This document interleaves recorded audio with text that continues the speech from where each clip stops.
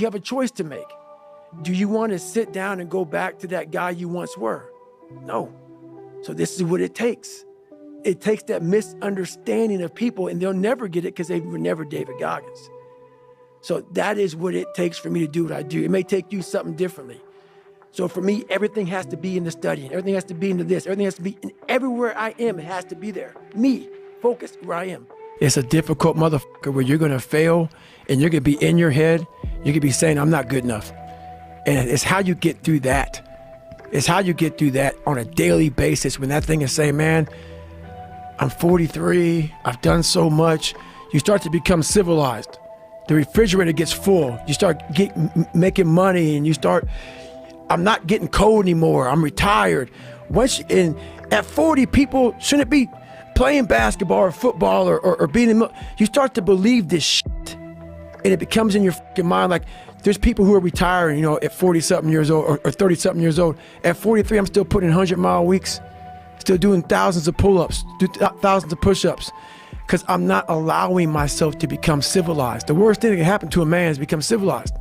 You lose that fucking fight. You lose that, why the fuck am I doing this shit? I'm good. You ain't good, man. You ain't never fucking arrived. And that's just my mentality. You may have more, but you never fucking arrived. You want to be uncommon amongst uncommon people. Period. A lot of people whose brain, hey, where's my dumbbells? Let me look. They're fucking throwing shit. They're looking through totes. They're all fucked up. So where am I going to put discipline in that mind if I can't find other? You got to be able to find all these different things in your mind. Oh, I can put discipline right there. I can put consistency right there. I can put all these things right there in that spot. So that's what I'm talking about. If your life is not organized, and your life being everything around you, because it takes one little piece of an outside interference to clutter your whole mind. And people don't get that. Your mind has to always be clear. That's why I meditate 2 hours every single night, because I reorganize the garage, which is my mind, every night. So then discipline's in there, organization, everything is in this right spot. So when I wake up, I'm ready to go. I study the black matter of the mind. The dark matter, like Stephen Hawking. That motherfucker studied the space and shit. That's where I consider myself, man. I was on a journey, just like you said. I mean, you couldn't have said it any better. And so many people get it wrong, and I don't give a man. You can't, for me, I cannot help people. There's a lot of cookie cutter shit out here in this world. Oh, discipline, wake up early, take a cold shower, this, that, whatever. It's all fucking bullshit. It's not. But what they don't teach you within the cookie cutter is like our minds are like a fucking garage. And the garage, if you open a garage and it's all cluttered up, it's all fucked up, you can't put your car in there. You got fucking boats and you got fucking kids' toys and shit everywhere. But if you organize that fucking garage and you put everything in its rightful spot, you can pull that car in there. You can put 2 cars in there. You can put bikes in there. And that's like with the mind. People talk about discipline and fucking determination and fucking, repetitions and all this consistency. Why people fall off the wagon so often is because their mind is full of shit. There's no room in that mind for discipline. There's no room for consistency. They may do it once or twice, but then the mind takes over and that cluttered fucking garage comes in, and then it's like a circuit breaker, man. A circuit breaker just overloads and it fucking sparks. And our minds, that's our mind, man. It's like a fucking circuit breaker that has so much shit in it, you keep unloading it, you can't put any more into it. So I talk about it in there, man, so much about clearing space in your fucking mind so then you have room for all those discipline, waking up early, taking those, because they do mean something. But we don't get to that fucking dark matter that is keeping you from clearing out that mental garage. When I was going through school, I'll never forget, I think I was in 3rd grade. And back then, ADD, ADHD wasn't like, here's this medicine, or here's this thing. They want to put you in a special school. Mm-hmm. So for me, I was so far behind in learning that their big thing was, let's just put him in a special school because he'll never learn. And through that process of like, I don't want to be in a special school. I don't want to be treated any differently. It really, like, I never took medication. I've never taken medication for this. That's why right now you see me looking right in your eyes. What the hell is human saying right now? And that's why I don't feel bad for people who have ADHD, who have learning disabilities. And some are impossible because you just can't. But a lot of them you can. But people don't want to go through the process of focus, of teaching yourself how to truly focus. This is where my message gets lost. It gets lost because I may say, MF or F, I may be, because that's the passion that comes out of me, because it takes everything for me to learn a sentence.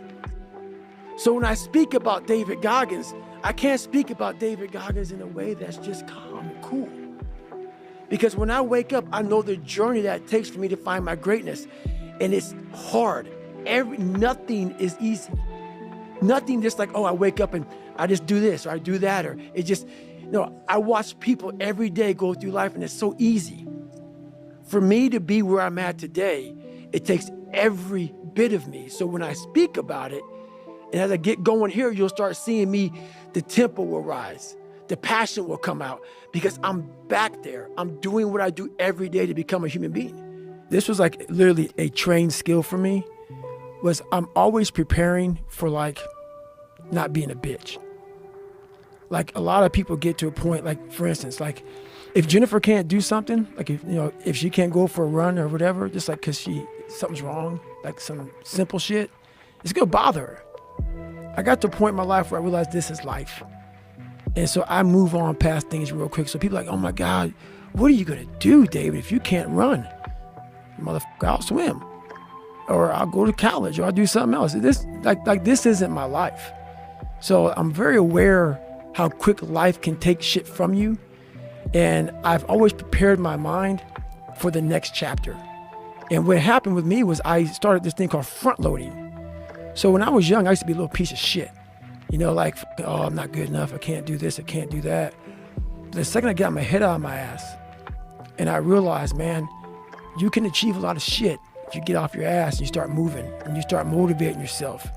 Start becoming a self-motivator. So I started front loading. And front loading is people are like, man, you've done so much by 47 because I don't know what tomorrow's going to bring me. So my military resume is fat. I did a lot in the military. I did a lot outside the military.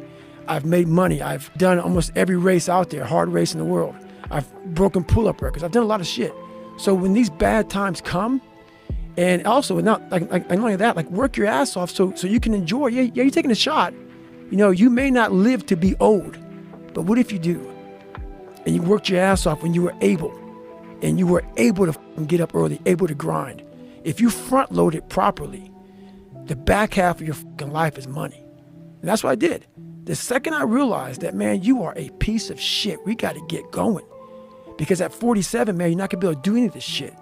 50, whatever you are. So I front loaded. So all these bad things that have happened to me, I sit back and go, man, how are you handling this so well? Motherfucker, I've done it. I front loaded. I have the money I need. I have the success I need. I have the determination, the willpower, and also the pride in myself. So when I wake up every morning, I know who the I am. I front loaded perfectly. So I don't care what's taken from me. You don't find yourself, if you like bench pressing and you bench press all the fucking time, what are you finding out?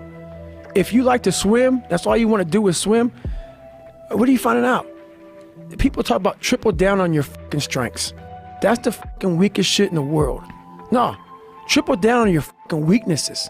Find out something about yourself. You already know the good shit. You already know the happy shit. That's why on my Facebook page, everybody goes, why don't you talk about good times?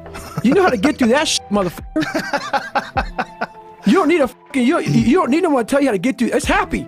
That's easy shit. I'm going to tell you how you can help yourself get through the times that suck. Real life. This is real life. 90% of your life will suck. 10% will be fucking happy. You may be a lucky guy and have a lot of fucking money, have a great ass woman, all this shit. Trust me, one-on-one with that fucking guy, he's missing something. His life still sucks because he hasn't faced something that bothered him his whole fucking life. Something is still eating that motherfucker up. Almost everybody. Everybody. Eating you the fuck up. But maybe you found a good way, how I did growing up, on how to ignore that voice that's saying, you ain't facing some period, man. I'm not special. I just stopped listening. I listened to that voice. This is why I talk so fucking aggressive. People say, man, do you believe in God? You cuss so much. When I say it's letting you know what I'm thinking. If I try to make it all pretty and that's not what my life was. It was a violent struggle daily to get where I'm at today. I'm not gonna water it down. Shit wasn't fun. It ain't fun today, but I'm happy. I studied the darkness. You find no fucking answers in the light. None. It's too happy. It's too nice. And we don't need to be taught how to live in happiness. That just comes naturally to us.